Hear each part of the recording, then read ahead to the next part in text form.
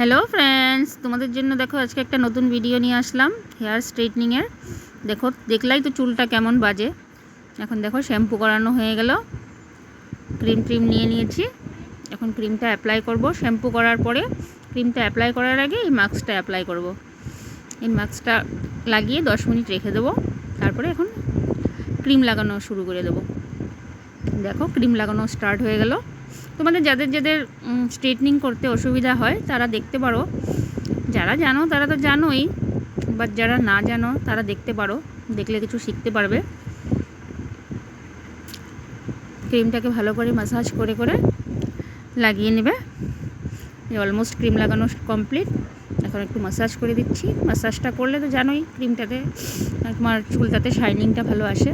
এখন দেখো ক্রিমটা 45 মিনিট রেস্টের পর ওয়াশ করে এই দেখো এই রেজাল্টটা এসেছে। এখন আয়রনিং কমপ্লিট। এখন আয়রনিং শুরু হয়ে গেছে। এখন আয়রনিং করে পুরো চুলটা করতে তো আয়রনিং অনেক সময় লাগে যেহেতু। এখন দেখো আয়রনিংটা কমপ্লিট হয়ে গেল। এখন নিউট্রালাইজার লাগিয়ে 15 মিনিটস রেস্টে রেখে দিয়েছিলাম। এখন আজ ওয়াশ করার পরে এই যে ফাইনাল রেজাল্ট।